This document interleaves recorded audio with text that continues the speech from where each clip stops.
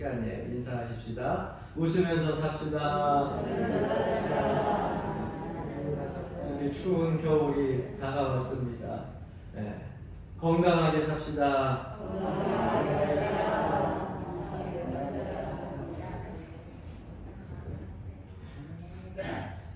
자고 싶어서 죄송해요. 웃으면서 살겠습니다.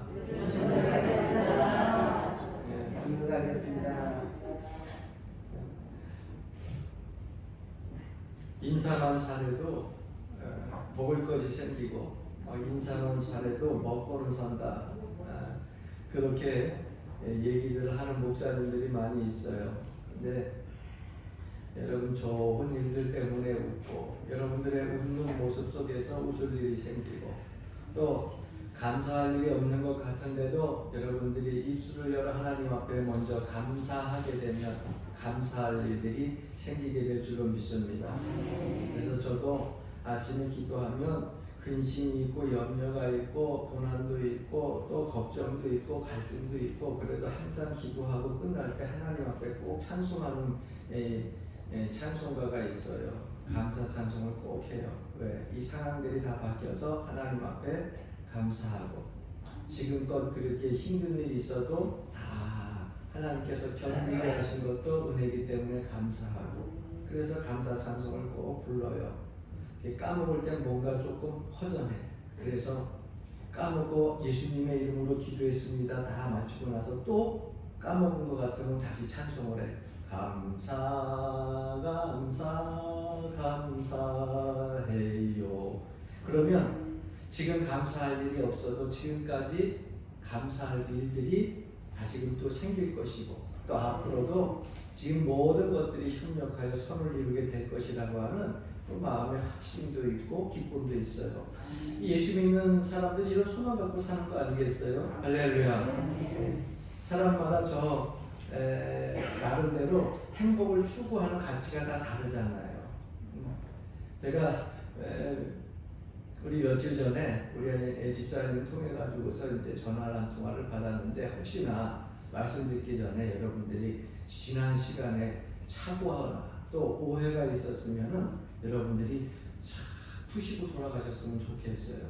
제가 지난주 추수감사 때 공 9개짜리 숫자를 매긴 지폐를 받았다고 했잖아요. 그 공이 9개라니까는 숫자 계산은 나이가 이게 머리가 힘이 타고 가물가물해도 돈 계산은 빨라. 10억 그렇게 하시더라고. 그래서 10억짜리 숫자를 받았더니 이게 진짜 우리 교회에서 헌금 들어온 줄 알고서 제가 생기면 여러분들한테 꼭 나눠드릴게요. 걱정하지 마시고. 이게 보더니 엄청 오래된 가짜, 여러분들 쉽게 말하면 모조 사람들이 직접 나도 만들 수 있는 그런 가짜 수표야. 그래서 제가 말씀을 드렸죠. 거지 수표라고. 거기에 써있어. 거지 상인 수표 해가지고 거지가 도장 찍어가지고 이렇게 보니까 여러분 유튜브도 좀 잘 봤으면 좋겠어. 그 유튜브도 보니까는요, 그 거지 상인 협회에 또 유튜버가 있는데 한 뭐 200몇 회가 이렇게 있는데 왜 상인 거지가 나와가지고서 거지 수표 나중에 언젠가는 받을 것이다 하면서 막 이러면서 그 유튜브에 나와. 그거를 저한테 줘가지고서 목사님 동료에 가서 받았으면 밤이라도 찾을 수 있을 것 같다. 그래서 내가 가서 받으면 찾아가지고서 드릴게. 그리고서 내려가서 여러분 다 그것을 그냥 바로 죄송한 얘기지만은 휴지통에다 잘근잘근 찢어서 잘 버렸어요. 그런데 그걸 보고 목사님 우리 교회에서 10억 헌금하신 분이 있냐고 깜짝 놀라신 분이 있는데 사랑하는 성도 여러분, 설교 말씀을 처음부터 끝까지 잘 들어야 돼. 할렐루야. 물질에 대한 기쁨보다 하나님 말씀에 대한 은혜의 기쁨을 가지라고 말씀 전하다 그 얘기 나왔는데 오늘 제가 너무너무 그게 신경 쓰여가지고서 우리 안내이용 권사님들한테 여쭤봤어요. 여쭤봤더니 목사님 절대는 그렇게 안 들었는데 우리 나이 드신 어머니들은 그럴 수 있다고 그렇게 얘기를 해요. 그러니까 여러분 오해 푸셔요. 다음부터는 가짜 수표 주지 말고 진짜 수표 주고 순간 그냥 9개짜리 숫자를 받아가지고서 거짓 수표 이렇게 주고 진짜 수표 줘. 사람마다 그래서 우스개 소리로 이렇게 웃고 한번 지나갔어요.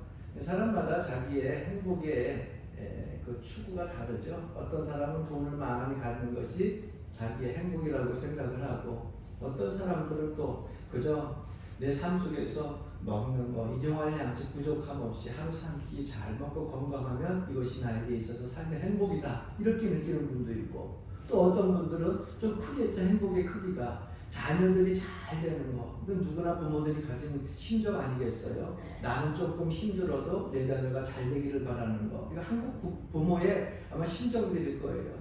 그래서 행복의 추구가 다 다르지만 사실 여러분, 행복이라고 하는 것이 사전에 행복은 이것이다 하고 정확하게 명확하게 규정된 건 없어요. 왜? 사람들이 추구하는 행복이 다 다르기 때문에 그렇습니다.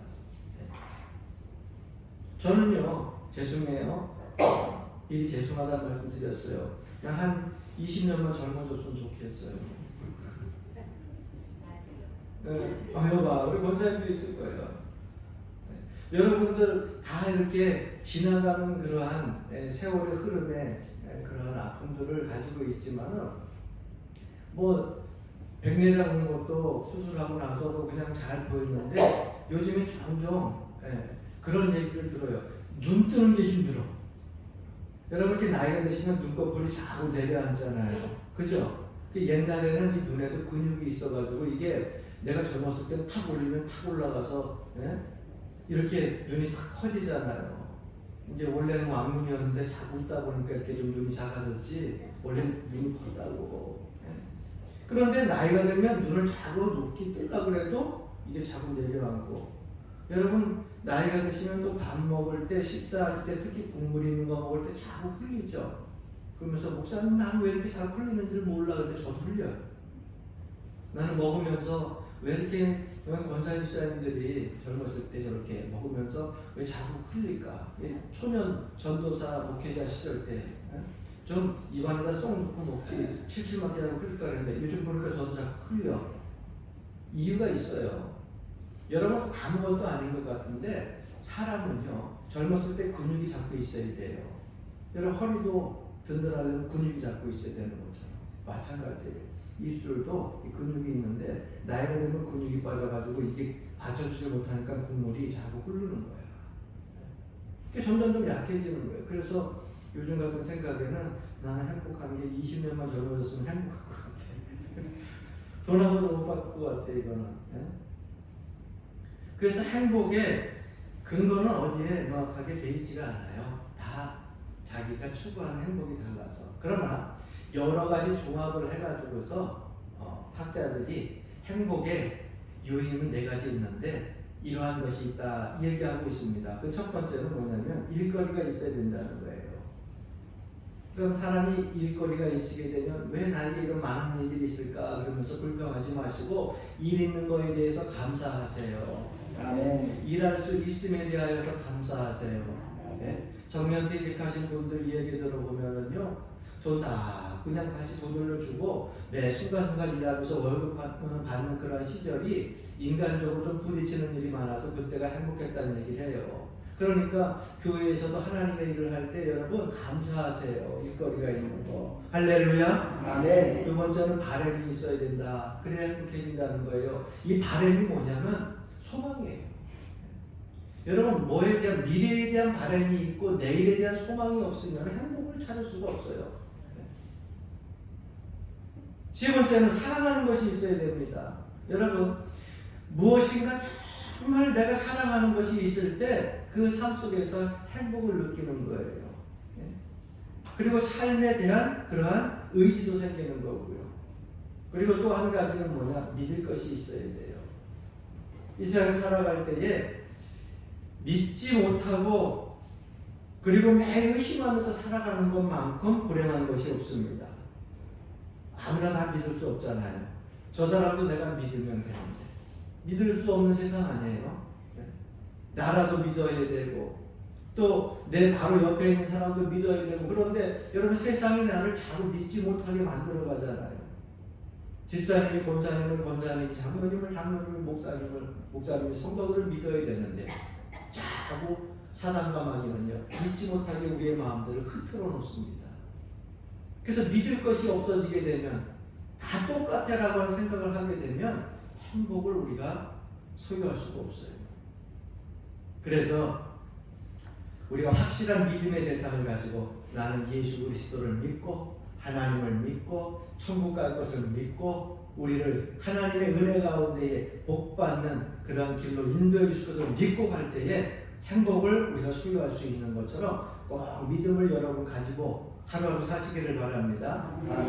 좋은 열매, 좋은 나무, 얼마나 상식적인 얘기예요. 좋은 열매는 좋은 나무에서 맺혀질 수 있다. 이건 우리가 얘기를 하지 않아도 다 아는 상식적인 얘기예요. 그런데 이 간단한 이치가 많은 사람들에게 있어서 이루어지지 아니하고 자꾸 이 이치와 뜻을 거슬려 살려고 하는 사람들이 있다는 거죠. 선한 생각에 선한 마음에 가지고 있던 사람들이 선한 열매를 맺는데 정직하고 진실하게 살면은 그에 따른 좋은 보상을 얻게 되는데 많은 사람들은 그 이치를 거슬려서 살려고 합니다. 그러다 보니까 세상이 혼란스럽게 되고요. 또 선한 사람들이 아픔과 그리고 슬픔을 억울한 일들을 당하게 되는 겁니다. 근데 성경의 진리는 분명해요. 심은 대로 거둔다. 좋은 열매가 좋은 나무에서 맺혀진다. 이렇게 성경은 분명히 말씀하고 있어요. 내가 무엇이든지 얻으려면 땀을 흘려야 돼요. 이건 하나님의 은혜입니다. 여러분 땀 흘리는 건 고생이라고 생각하면 안 돼요. 에덴 동산에서 하나님이 아담과 하와를 창조하시고 그들이 하나님 말씀에 불순종하여서 결국 에덴 동산에서 쫓겨났을 때 하나님께서 그들에게 주신 은혜가 있어요. 그 은혜가 뭔지 아세요? 여자는 해산하는 고통을 받게 되고 남자는 땅을 일구는데 땅을 일궈도 가시덩굴밖에 못 내고 땀을 흘려야 밭에서 무엇인가 먹을 거 소유를 얻게 된다는 거예요. 이것은요 하나님이 벌 주신다고 생각하지 마시고 하나님을 다시 만날 수 있는 회복의 그러한 은혜를 주신 것이라고 생각을 해야 돼요. 그러니까 하나님께서 우리에게 주신 이 땀은요 우리가 불순종함으로부터 얻어진 거예요. 예? 하나님이 벌 주시는 것으로 끝난 것이 아니라 그나마 생명을 걷어가시지 않았잖아요. 다시금 하나님을 찾을 수 있는 그러한 기회를 땀 흘림으로 통하여서 고통을 통하여서 우리의 생명을 걷어가지 않고 남겨주셨잖아요. 그러니까 우리가 땀 흘리면서 우리가 먹을 것 얻는 것, 우리의 소유를 얻는 것 당연한 이치입니다. 그런데 세상 사람들은 땀 흘리지 아니하고 자꾸 뭔가를 소유하려고 말하고 있다고 하는 거예요. 거짓을 심어놓고서 안정하고 거짓을 심어놓고서 선하고 아름다운 것을 열매를 얻으려고 하니까 잘못되어지는 겁니다. 거짓을 심었는데 어떻게 선하고 아름다운 것이 열매로 맺혀질 수 있습니까? 돌아오는 보상은 반드시 심은 대로 거둬진다고 하는 거예요. 내가 좀 더 하나님 은혜 가운데 평안하게 살기를 원합니까? 진실한 것을 심으세요. 네. 내가 좀 더 하나님 은혜 가운데에 기쁘고 복된 삶을 살기를 원합니까? 그럼 정직하게 사세요. 이게 성경에서 말씀하는 진리예요. 그래서 슈발츠 박사는 이렇게 얘기하고 있습니다. 현대는 회의주의라고 하는 열매를 맺지 못하는 나뭇가지에서 진리라는 열매를 찾고 있다. 열매를 맺지 못하는 회의주의라는 그 나무에서 진리라고 하는 열매를 찾을 수가 있어요, 없어요? 못 찾죠. 허황된 나무, 거짓된 나무에서 어떻게 그 안에서 진리를 찾고 진실을 찾을 수 있겠습니까?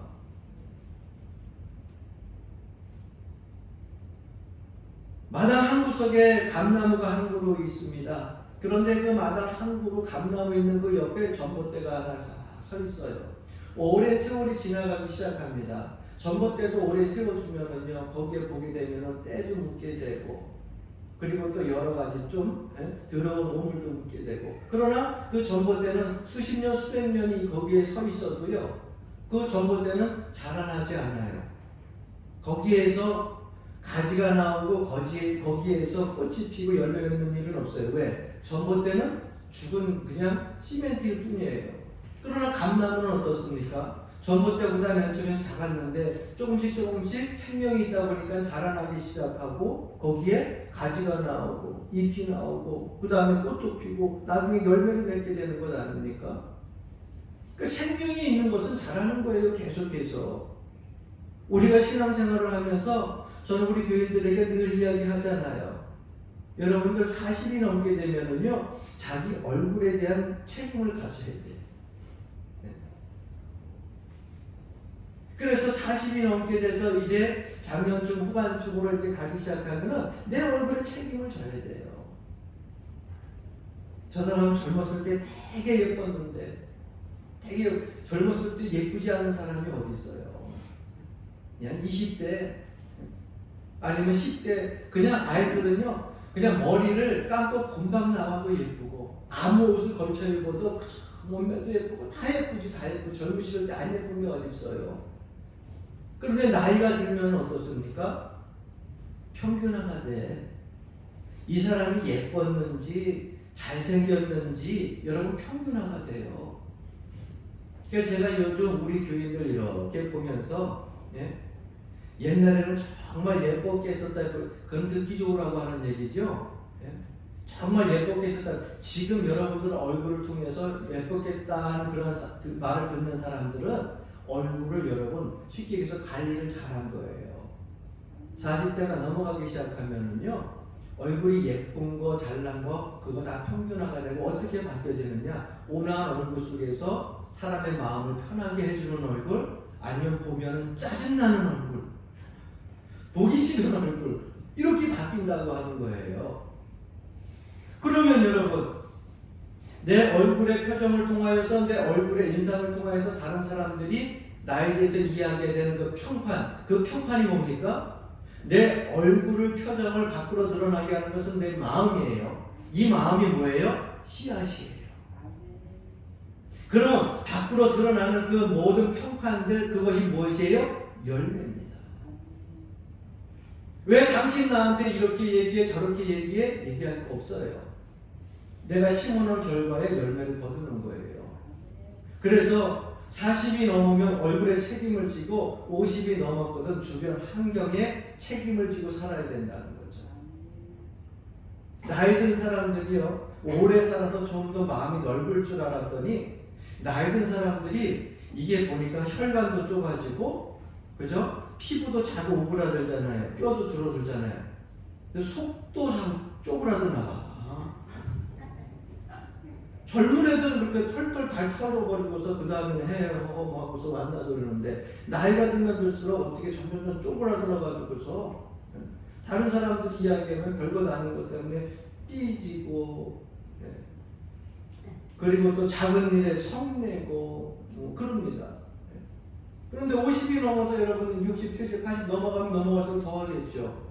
다른 사람들에게 이해해가지고서 이런 친절 또 불친절에 대한 그런 대우를 받을 때 그런 생각 드시지 않아요? 이 사람은 나한테 이렇게 불친절하지? 이 사람은 왜 나한테 계속해서 짜증내지? 여러분 그 사람이 나한테 짜증내고 불평내는 거 이 사람이 나쁘다고만 생각하지 말고 여러분들 나이가 드셨으면 이제 뭘 생각하느냐? 왜 나에게 짜증내고 나에게 불친절하게 대할까? 나의 모습을 뒤돌아봐야 된다는 거예요. 50이 넘으면 책임져야 돼요. 다른 사람이 자꾸 나를 불친절하게 한다고 하면 여러분들이 50대, 60대, 70대 넘어가면서 사는 동안 다른 사람들에게 친절히 대할 그런 행동을 하지 않았고 친절히 대할 언어로 말을 하지 않았기 때문에 오는 거예요. 그걸 여러분 열매라고 생각을 해봐야 돼요. 그렇다고 하면 내 삶 속에 있어서 다른 사람을 원망할 것이 아니라 내 삶을 바꿔가야죠. 할렐루야. 50대에 안 됐으면 60대에, 60대에 안 됐으면 70대에, 70대 안 됐으면 80대에 다른 사람들에게 친절히 대함을 받을 수 있는 사람으로 나를 바꿔갈 수 있어야 돼요. 예수 믿고 변화는 됐는데 거듭나지 못하니까 그러는 거예요. 예수 믿고서 거듭났다고 하면 나의 삶 속에 내 언어 속에서요 표정도 그리고 다른 사람들에게 주어지는 것들이 아름다운 것을 바라게 돼 있거든요. 그래서 오늘 성경 말씀 본문 18절에는 분명하고 강하게 말씀하고 있습니다. 좋은 나무가 나쁜 열매를 맺을 수 없고 못된 나무가 아름다운 열매를 맺을 수 없느니라. 이 얘기는 믿지 아니하는 사람들도 이야기하기 때문에 자연의 이야기다 이렇게 얘기를 할 수도 있지만 여러분 더 분명히 알아야 될 것은 누가 하신 말씀이냐? 하나님께서 성경에 기록하신 말씀이요 예수님께서 우리에게 말씀하신 거라는 거예요.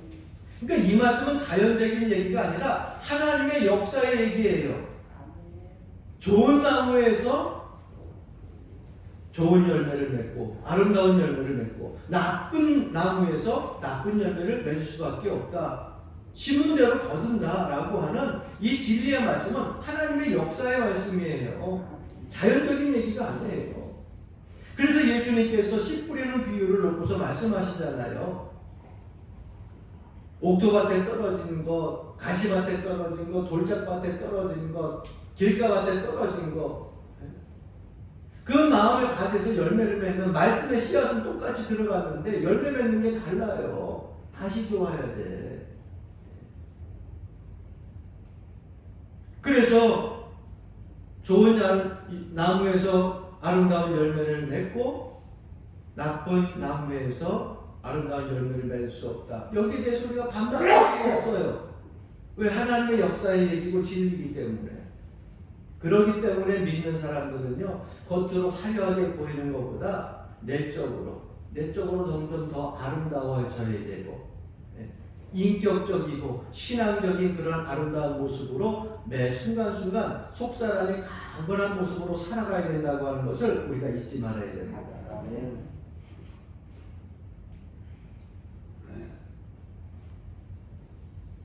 그런데 많은 사람들은 여러분들과 같이 지금 아멘 한 것처럼 그것을 진리라고 생각을 하면서 나쁜 열매를 맺게 되면 인정을 못해.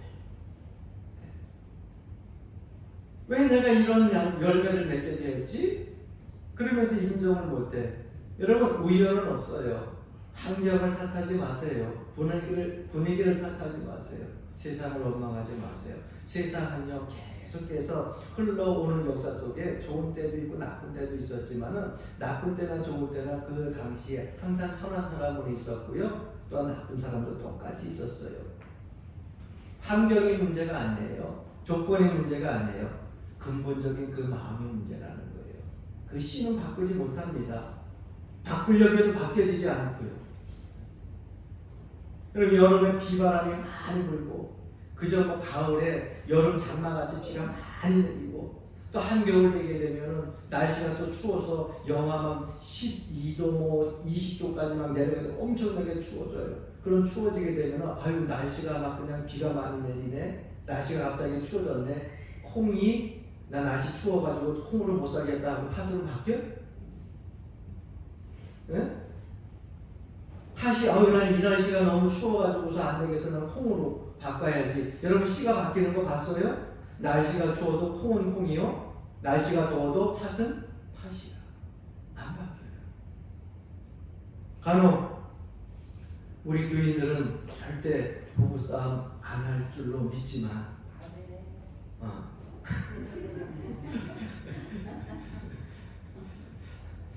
검사실만 빼놓고 나머지는 다 해. 그러니까 옛날에는 했잖아, 그죠? 옛날에 했대. 그래, 그 부부싸움을 간혹 하게 되면 가끔 여러 부부싸움 하면서 그런 얘기를 합니다. 남편이 내가 옛날에는 참 선한 사람이었는데 내가 정말 진실한 사람이었는데 당신 만나가지고서 내가 이런 사람이 되었다고 막 그냥 격한 그런 말을 하면서 화를 내면서 욕까지 하면서 내가 옛날에는 선한 말만 하고 절대 욕도 못하고 학교에서도 출중률 잘하는데 당신 만나고 나서 내가 마음이 약해져가지고 욕하는 사람이 되었다고. 그러는 분들 혹시 있을까? 우리 교회 말고 다른 교회에 있을 수도 있는데 그렇게 얘기를 하잖아요. 새빨간 거짓말이야. 믿지 마. 근본이 어디 갑니까? 정말 경건하게 믿음으로 잘 자라났다고 하면 내 상황이 환경이 좋았던 나왔던 예? 아무리 앞으로 나를 힘들게 한다 할지라도 나의 그 경건한 근본의 삶은 변하지 아니하는 거예요. 내가 지금 옛날에 이랬는데 지금 악해졌다? 여러분 옛날에도 그 마음이 있었는데 아닌 척하면서 살았겠지. 콩이 팥으로 바뀌어요? 팥이 콩으로 바뀌어요? 안 바뀌어요. 그게 아닌데 목사님 뭘 아냐? 맞아요. 이게 성경에서 말씀하는 진리예요. 왜? 그 당시에 자라면서 배우고 듣고 자기 몸에 뱉던 것들이 결국은요 그게 삶 속에서 드러나오는 거거든요.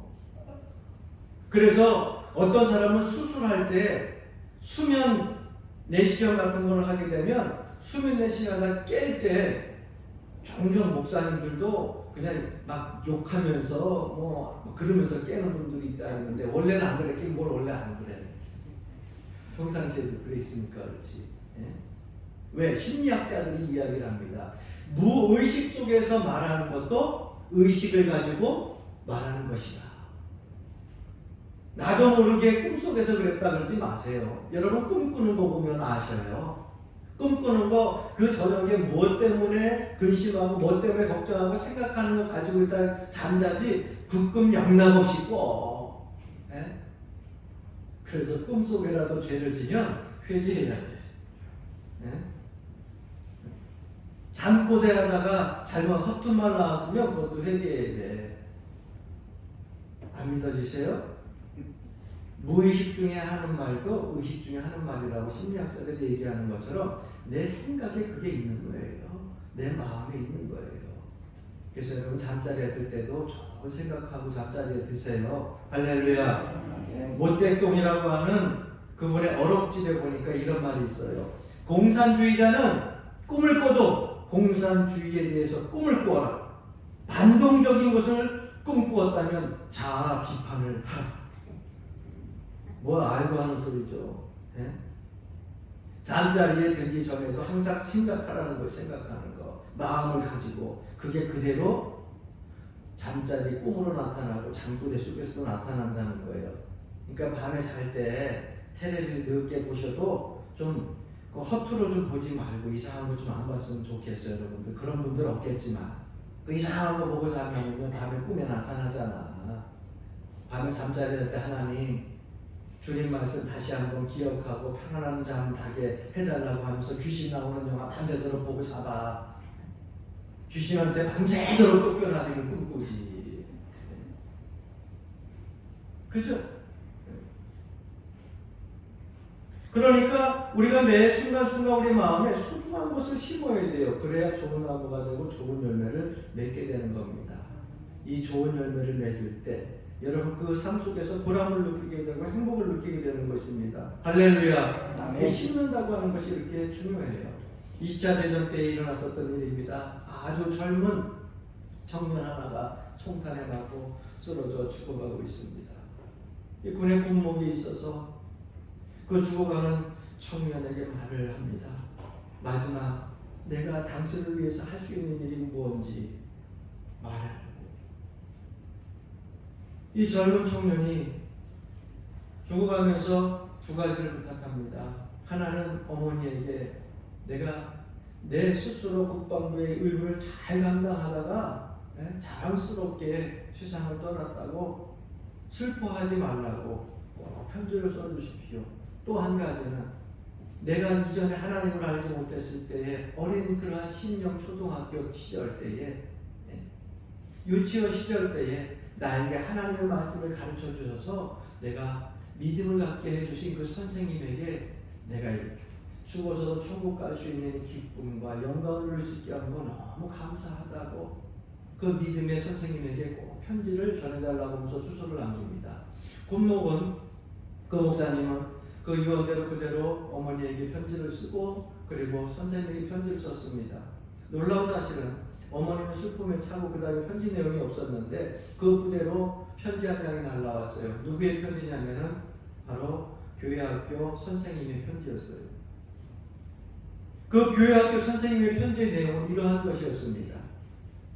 사실은 아이들을 가르치면서 보람을 느끼다가 세상 사는 것이 너무 힘들어가지고 스스로 믿음을 다 저버리고서 이제는 교회도 나가지 않냐고 세상 속에서 세상과 어울려서 까마득하게 믿음과 멀어진 생활을 하고 있는데 어느 날 그 편지가 온 거예요. 그래서 그 편지를 받고 자기는 아무것도 심는 것이 없다 생각하고 나는 예수를 믿어도 잘못 믿었고 아이들을 가르쳐도 잘못 가르쳤고 내 인생의 삶에 있어도 믿음 생활도 실패했다고 생각하면서 그런 허랑방탕한 생활을 하면서 살아가고 있는데 그 편지를 받고서 다시금 하나님 앞에 돌아와서 눈물로 회개하며 기도하고 내가 심었던 것 까마득하게 잃어버리고 거둘 것이 없다고 생각했던 그 연약한 그런 부족한 마음을 그 편지를 통하여서 내가 그때 심은 것을 통하여서 이 전쟁에서 죽어가는 한 청년의 편지 내용을 통해서 그 청년도 하나님의 은혜로 구원받았다고 하는 그런 기쁜 소식을 듣고 그리고서 다시금 교회 학교 교사로 돌아와서 어린아이들을 다시금 소망 가운데 가르치기 시작했다고 하는 그런 편지의 내용이었어요. 여러분, 우리가 지금 심는 것이 바로 열매로 맺혀지지 않습니다. 별 볼 일 없는 아주 자그마한 것이라서 이거 뭐 열매가 있을까? 어디에 심어졌는지도 모르는데 그렇게 생각하면서 잊혀진 것들이 있었을 수도 있어요.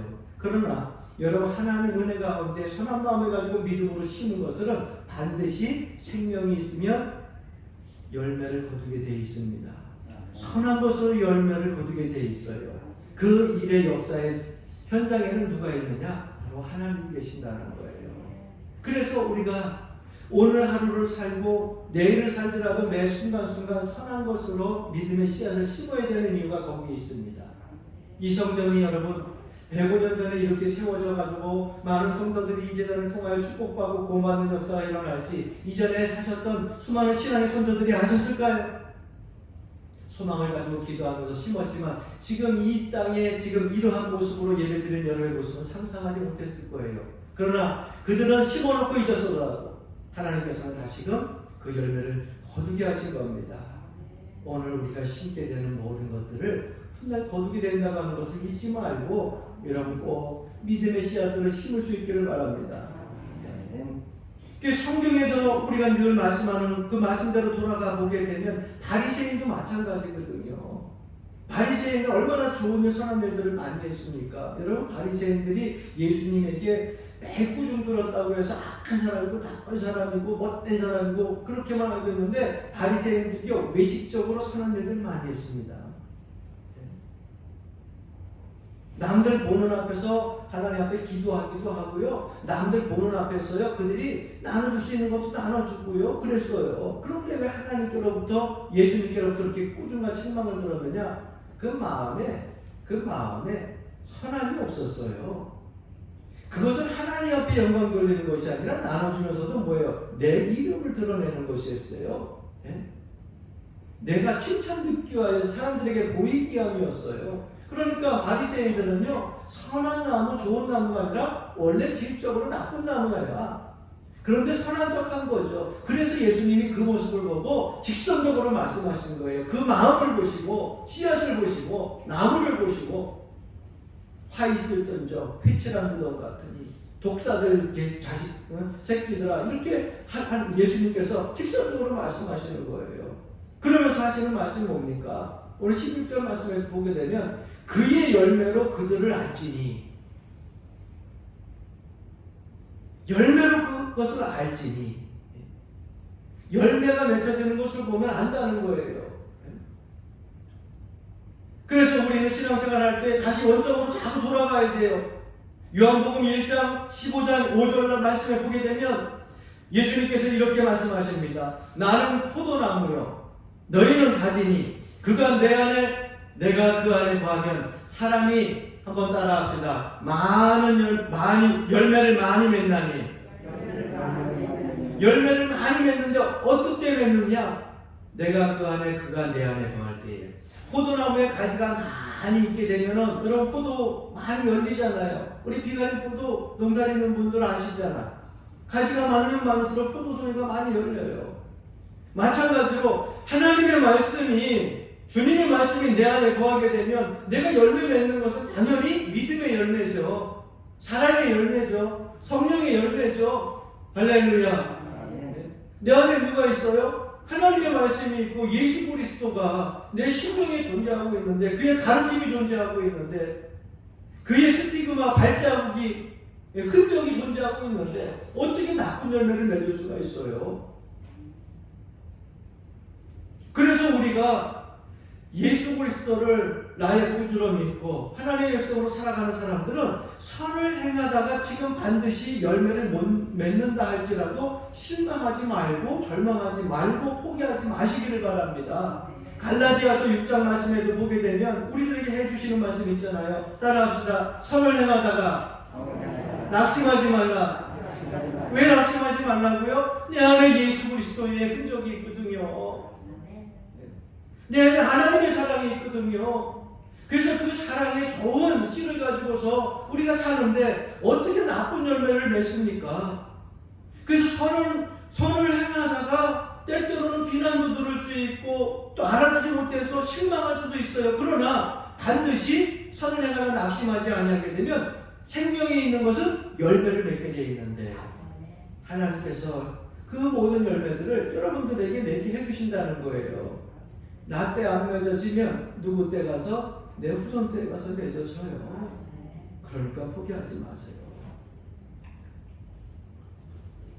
유명한 철학자나 신학자들도 이야기하잖아요. 데카르트도 그렇고 칼바르트도 그렇고, 네? 나는 생각하기 때문에 존재한다. 이게 사람은 자꾸 생각함으로 존재한다. 하나님의 말씀을, 하나님의 은혜를, 은총을 생각하고 그 말씀을 통해 가지고서 내 삶에 그것이 내게 양식이 되어지고 내 삶의 네 바탕이 되어지고 인격이 되어지게 되면 여러분 좋은 것으로 열매를 맺을 수밖에 없다고 하는 겁니다. 그러니까 내 지식, 내 의지, 내 성품, 내 고집을 통하여서 맺혀지는 것이 뭐냐? 바로 열매라는 거예요. 그러면 지금의 열매를 보게 되면 내 인격이 어떻다는 거 알 수 있고, 내 지식이 어떻다는 거, 내 성품이 어떻다는 거, 내 고집이 어떻다는 거 알 수 있을 거예요. 다시 한번 생각을 가다듬어야 될 시간입니다. 그 고집 갖고 끝까지 가시겠어요? 그 성품 갖고 끝까지 가시겠어요? 좋은 열매를 맺었으면 끝까지 가세요. 그러나 이것이 나에게 있어서 나쁜 열매로 생각되어진다고 하면 여러분들 이 삶 속에 있어서 생각과 마음을 다시금 다잡아야 돼요. 가슴을 열고 하나님의 말씀을 아멘으로 받아들이고 그 말씀을 묵상하고 그 말씀을 실천함으로 말미암아서 우리의 마음과 좋은 씨앗을 만들고 좋은 나무를 만들어 가지고 우리가 이 남생애를 살아가야 될 줄로 압니다. 그래야 더 좋은 열매들이 우리 삶 후반기에 생겨질 것이 아니에요. 할렐루야. 아멘. 그래서 하나님 보시기에 정말 좋은 열매 맺었다고 칭찬하는 여러분들이 되고, 또 하나님께서 기뻐하시는 그런 열매 맺었다고 또 칭찬받는 여러분이 되기를 주님의 이름으로 간절히 축원합니다. 여러분 바울이 말한 것처럼 주님 앞에 섰을 때에 제가 여러분들의 자랑거리가 되고, 여러분도 또 저의 자랑거리가 될 수 있는 그러한 풍성한 열매를 맺는 복된 삶이 이어지기를 주의 이름으로 간절히 축원합니다.